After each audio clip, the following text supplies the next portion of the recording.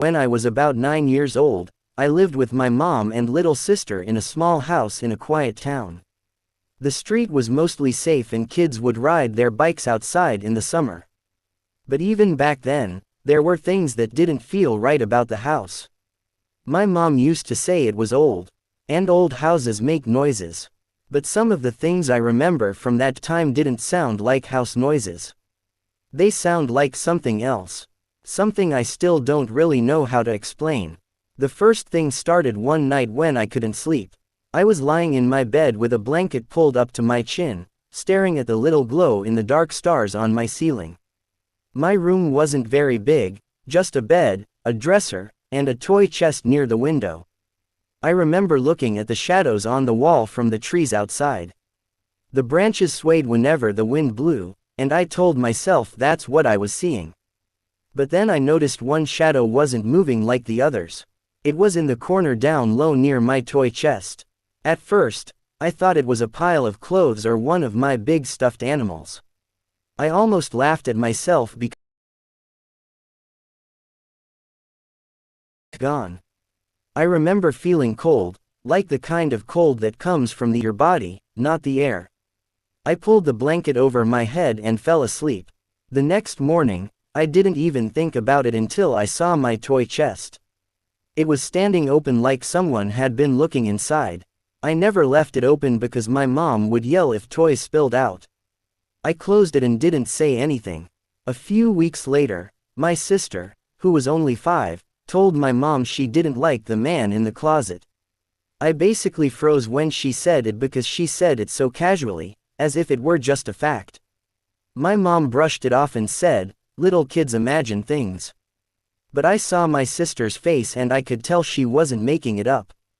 She said he would stand in the closet at night and whisper, but she couldn't hear the words. My mom talked her in that night and said a prayer with her, but she didn't check the closet. Later that night, I woke up because I heard something dragging across my floor, like someone pulling their nails across the wood. I was too scared to move, but the sound stopped right by my bed. I was sure if I looked over the side, I'd see something staring up at me. I just froze there, clutching the blanket until I fell asleep again. The next morning, there were long scratches on the floor right by the side of my bed. They were fresh, like someone had carved into the wood. I remember running to show my mom, but she got angry. She said I must have been playing with something sharp or dragging furniture. I swore I hadn't, but she didn't believe me. After that, the nights got worse. I would hear faint whispers, almost like a radio on low volume, and it would come from my closet. Sometimes my sister would cry in her room and when I ran in, she would be pointing at the corner saying, "He's there. He's there." I never saw him, but I believed her. You know when someone's watching you and the hairs on your arms stand up? That's how it felt. The scariest night was in the middle of winter. I woke up and saw my bedroom door was open, even though I always shut it. I could see the hallway light because my mom left one on for us at night. But then as I watched, the light in the hall went out. I thought maybe the bulb turned out. Then I heard footsteps coming down the hall. They stopped outside my door. I wanted to scream for my mom, but nothing came out. The door creaked and I saw a tall, dark shape lean in, just its head poking into the room. I shut my eyes and pretended to be asleep. When I opened them again, the door was closed and I was alone. In the morning, I asked my mom if she had come into my room. She said no, she had been asleep all night. My sister said she saw the man again standing by her bed. We told my mom together, and she finally looked worried. She lit a candle and said a prayer in each room of the house. Things were quiet for a little while after that, but it didn't last. One afternoon, I came home from school before my mom. I was sitting on the couch doing homework when I heard the sound of the toy chest in my room slammed shut. The thing is, nobody else was home. I hoped it was just the wind, but when I walked down the hall, I saw my bedroom door was wide open. My toy chest was closed, but all my toys were scattered on the floor like someone had dumped them out. I backed away and waited outside until my mom came home. When I told her, she still didn't believe me and said the cat knocked things over. Years later, after we moved out, I asked my mom if she ever experienced anything in that house. She hesitated, then said yes. She said sometimes she would wake up and see a shadow standing in her doorway. She said she never told us because she didn't want to scare us, but she admitted she believed there was something wrong with that house. She said she thought it was a man, someone who used to live there. She never said much more, but I know what I saw, and I know what my sister saw, too. Even now as an adult, when I think about that time, I feel sick in my stomach. It wasn't imagination, it was something real, and it wanted us to know it was there. Sometimes late at night when I can't sleep, I still hear the sound of nails dragging across the floor. Music. When I was 10 years old, my family moved into a bigger house because my mom had just gotten remarried and we needed more space. The house was nice, newer than the one we lived in before, and it was in a quiet neighborhood with a lot of trees. I thought I would be happy there. At first, everything seemed normal, but then little things started happening that made me feel like the house wasn't right. My bedroom was at the end of the hall. It had 2 big windows that faced the backyard and a closet that was deeper than the one I had before. I liked it until the first night I slept there. I woke up around midnight because I heard something moving in the closet. It wasn't loud, just soft shuffling like clothes being brushed against. I stared at the closet and told myself it was just the house settling. I know it sounds cliché, but most people, even as children, would assume small sounds coming from here and there in a house are just typical house noises that you hear every day. But then I saw the door move. It didn't swing open, but it shivered like someone had lightly pressed on it from the inside. I wanted to run to my mom's room, but I was frozen. I stayed that way until I fell back asleep, still staring at the closet. The next morning, the closet door was cracked open just a little, even though I had shut it tight. I asked my mom if she had gone in there, and she said no. She said maybe the air vents pushed it, but I knew it wasn't the air vents. The nights after that got worse. I started hearing tapping on the window glass. At first, I thought it was tree branches, but when I looked, there were no branches near the window. The tapping would go on for minutes, and when I pulled the blanket over my head, it would stop. I tried to ignore it until one night I finally peeked out. I saw a pale hand pressed against the window. It was on the outside, but the window was on the 2nd floor, way too high for anyone to reach without a ladder. The hand stayed there for a long time, just pressed without moving. Then it slid down slowly and disappeared. I didn't sleep at all that night. I told my mom and she started cracking up laughing. When I told her, she didn't believe me for a second. When she saw that I wasn't just saying it as a prank or a joke, she leaned more into trying to convince me that I was probably in a half-asleep state and seeing things from my dream. But I knew that was a load of horseshit. My stepdad didn't believe me either. He said I was making it up for attention, and he also got a laugh out of it. But I started noticing he kept the hallway light on at night. So maybe he didn't feel as safe as he pretended. A month later, my little brother, who was 4, started talking about the white lady. He would say she came into his room and sat on his bed. My mom thought it was just his imagination. But one night, I heard him screaming. I ran in and saw him curled up under his blanket crying. When he finally calmed down, he said the white lady had been standing by his door, just staring at him. He said her eyes were all black. I believed him because of what I had seen at my window. I started sleeping with the blanket over my head every night. But that didn't stop the dreams. I began to dream of the white lady, too. She would stand in the corner of my room and whisper my name. Her voice was dry, like leaves rubbing together. Sometimes I would wake up and still hear it, faint, but definitely real. One night, I woke up and saw her standing at the foot of my bed. She was taller than anyone I had ever seen. Her head almost touched the ceiling. She wore a long white dress that moved even though the air was still. Her hair was black and stringy, and her face was pale like chalk. Her eyes were like empty black holes. I tried to scream, but nothing came out. I shut my eyes, and when I opened them again, she was gone. But my closet door was wide open. After that, I couldn't go in my closet anymore. I begged my mom to let me sleep in her room, but she said I need to learn how to be brave. I think she didn't want to admit she was scared, too. The worst night came during a storm. Heavy rain and loud wind.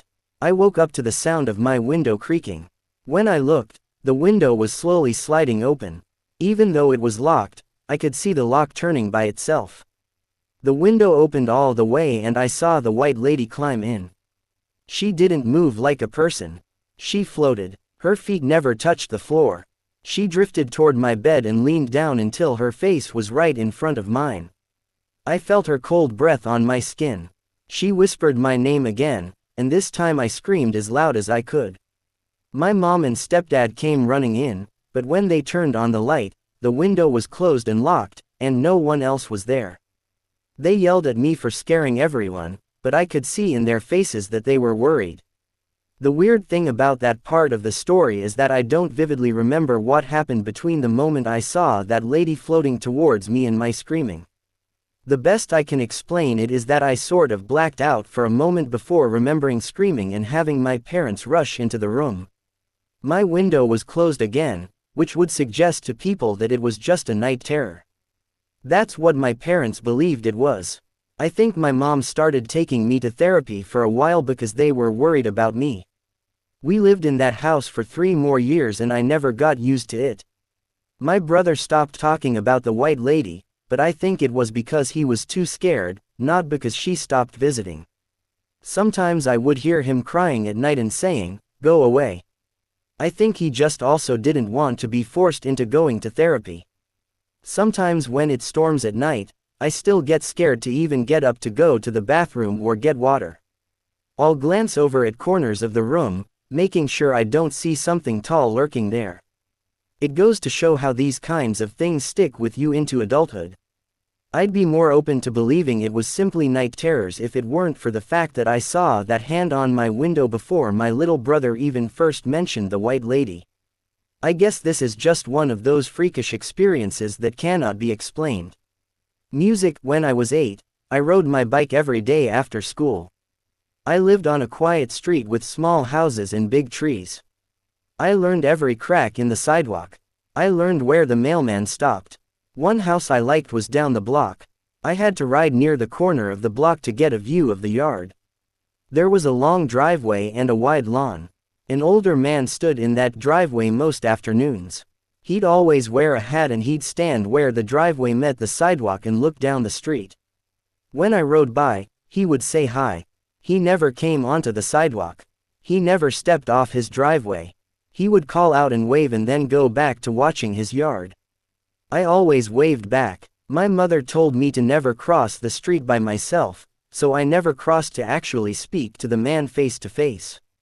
And the man knew that. He would call to me from his place and ask about school. He would ask about my bike. He asked if I liked the bell on my new red bike. I even remember once he told me a joke about a cat that made me laugh. We talked for weeks like that. The conversations were short. They were always from his driveway to the curb. He seemed to know small things about me without me saying them. For example, the fact that I had a little brother or my dad got a new car. I never told him these things. I thought maybe he had seen us from down the block or something, like he was just a neighbor who watched the street. One day, I got a brand new bike. It was red with a shiny bell like I mentioned before. I rode down the block slow and he called out, "Nice bike." He asked if I wanted to race to the corner. I told him no because my mom would be angry. He smiled and said, "One day." After that, we talked about small things. He told me about a bird that liked his fence and then about a rule about never stepping on a certain stone. Then he told me a story about a dog that would always bring a slipper back. He sounded like someone who had time to watch small things. I started looking for him when I was on my bike. Some afternoons he was there and sometimes he wasn't. Then one week he stopped coming out. I rode down the block past the house and no one stood there. The curtains in the front window were closed. I slowed down and looked at the driveway and it was kind of weird not seeing the man there. I wanted to ask my mother if I could cross the street. She said no. She said the road was not for unsupervised kids. Anyway, a few days later, I saw a woman in the backyard of that house. I had never seen anyone in that yard before. I had to ride around the corner to see her. She had her hair tied back and she held a watering can, so I had to assume she was watering flowers back there. I stopped my bike down the street so she would not see me too close. I wanted to call across the road like I always did, but I didn't. I don't know if I was too shy or scared of what my mother would say if I were staying out too late. The woman didn't seem to notice me any more than I noticed her, though. A few days later, I rode by again, and the woman was on the back porch. She had a mug in her hands. I sat on my bike and watched for a bit. Then she opened a small side door and went around the house. I pedaled slowly to the corner and waited where the sidewalk curved. I looked down the block just to ensure my mom wasn't outside. Then I decided I would quickly cross the street. I pushed my pedals and crossed like my life depended on it. The house looked bigger from up close. The driveway was long and sloped down to the road. I felt like I was not allowed to be there. I stopped at the end of the driveway near the back gate. The woman heard me. She turned and saw a small boy with a red bike standing at the gate. She looked surprised but not angry. She came to the gate and opened it and she asked what I was doing back there. I told her about the man on the driveway and that he would use to say hi when I would bike past. I told her he knew my name and that he said he would race me one day. She wiped her hands on her dress like she had been working and then said the man I described sounded like her husband. I smiled thinking she would say he went on a trip or he's inside and she'll go get him, but she didn't smile. She said he had died the year before. She said he died in his chair. His name was Harold. I felt a cold space open in my chest. I asked her if she had a picture. I wanted to see him. She went inside and returned with a small frame. The photograph showed a man with the same hat and the same broad smile. He actually bore a resemblance to the man I'd always seen. Then the woman said the photo was new, taken only a couple of years ago. She said her husband had a scar across his cheek since he was young. I looked at the photo close and the man in the picture had a thin, pale scar from ear to mouth. I remembered the man on the driveway. He had no scar. He had a round plain face and smooth skin. The hat matched and the smile matched, but the scar did not. I told her I once saw a mark on the man's face, but I thought he rubbed his cheek once. She said that that scar had been there for a long time, but that he'd hide it under stubble sometimes. She said again that her husband had died and that no one else lived in the house. She said she had moved back last summer to take care of the garden and that she's never seen or heard anyone standing in the driveway. I honestly started to get kind of scared at this point. I thanked her and backed down the driveway. I didn't look back into the yard again. I rode home slow and put the bike in the garage. The bike ride back was kind of like how when you almost get into a car accident, you'll drive home the rest of the way in silence with the radio off. My mom didn't ask any questions when I got home. She just told me to be careful. That night, I couldn't sleep. I thought about the man with the hat. I thought about his laugh and the way he said my name. And I thought about the scar in the photograph. The next day, I went by the house and the curtains were open. Sunlight touched the porch and driveway, but no one stood in the driveway. I waved from the corner, but no one waved back, so I pedaled away. For a while, nothing else happened. I tried to forget. I made new routes on my bike. I talked with kids on other blocks. Weeks passed. Then one night, I woke up and heard my name. It sounded like someone outside the house near my window. The voice was familiar. It said my name like the man across the street used to say it. I sat up fast and my head started spinning. Over the light sound of raindrops outside, I knew for a fact I was hearing my name being repeatedly called. I shouted for my mother and then threw the covers over myself hiding. She came in a hurry and sat by the bed. I told her about the voice outside my window. She rubbed my back and told me it was the wind. To make me feel better, she went to the window and lifted the blinds. She said there wasn't anyone out there, so I went over to check myself. There was a light rain outside, but other than that, my mom was right. My father got up and checked the locks to the windows and doors. He looked outside with a flashlight, which made me feel better. They said there was no one out there. When I insisted I heard a voice, they said perhaps the most typical thing a parent would say to a scared child, that I dreamed it. The next morning, my throat hurt from shouting the night before. I told my friends at school, and they laughed at me for implying I believed in ghosts.